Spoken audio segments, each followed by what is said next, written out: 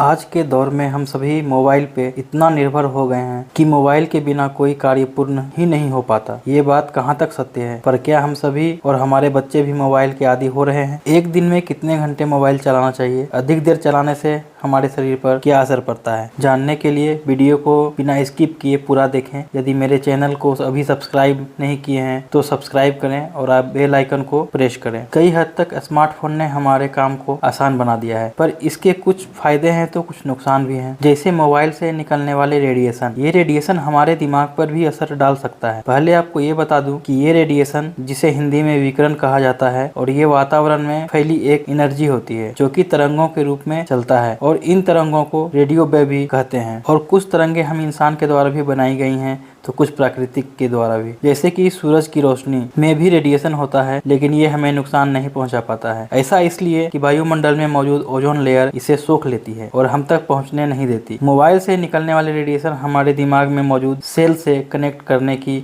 कोशिश करता है, और इस वजह से हमारे दिमाग की सेल डिस्टर्ब हो सकते हैं, जिससे हमें सिर दर्द, याददाश्त कमजोर होना, ब्रेन ट्यूमर जैसे बीमारी भी हो सकती है। मोबाइल रेडिएशन दो तरह से हमारे सेहत पर असर डाल सकता है, जिसमें पहला है हीट इफेक्ट। आप 1 घंटे या उससे ज्यादा समय तक आप अपने कान पर मोबाइल लगाकर बात करते हैं तो उसे उतनी गर्मी निकलती है जितनी एक माइक्रोवेव 1 मिनट में प्रोड्यूस करता है। और रिसर्च में ये बात सामने आ चुकी है, 1 घंटे तक फोन पे लगे रहने से 1 मिनट में जितनी गर्मी माइक्रोवेव में होती है उतनी गर्मी आपके ब्रेन तक पहुंच सकती है, और ये हमारे सेहत के लिए खतरनाक साबित हो सकता है। और इसका दूसरा तरीका बायोलॉजिकल इफेक्ट। आप ये बात तो जानते ही होंगे कि हमारे बॉडी में जो सेल होती है वो एक दूसरे से संपर्क बनाए रहती है, और ऐसे ही हमारे बॉडी में ब्रेन सेल होती हैं, नसें होती हैं, न्यूरॉन्स होती हैं, और जो दिमाग की सिग्नल को एक जगह से दूसरे जगह ले जाती हैं। लेकिन जो मोबाइल से रेडिएशन निकलता है वो इनके कम्युनिकेशन में रुकावट डालता है, यानी कि मोबाइल फोन से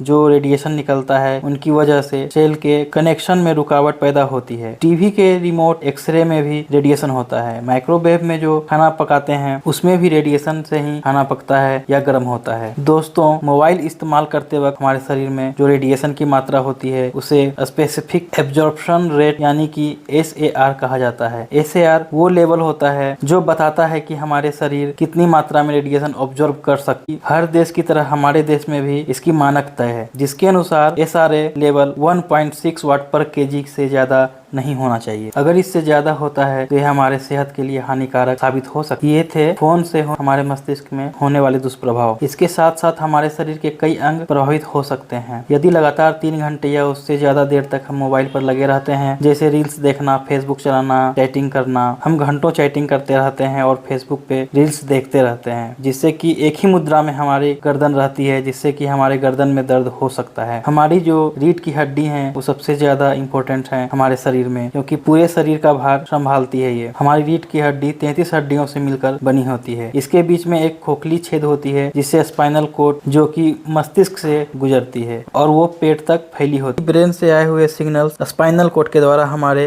विभिन्न अंगों में जाता है, जिससे हम अपने शरीर के हरकत को कर पाते हैं। जब हम मोबाइल चलाते हैं तो मोबाइल हाथ में नीचे की ओर और गर्दन झुकी हुई रहती है, जिससे हमारे गर्दन में दर्द हो सकता है, जिससे गर्दन के स्पाइनल कोड को प्रभावित कर सकता है और दर्द होता है। मोबाइल चलाते वक्त हर 20 सेकंड में अपने गर्दन को हिलाते रहना चाहिए। जैसे सामने देखें, गर्दन को ऊपर करें, साइड में देखें, इससे गर्दन में दर्द नहीं होगा।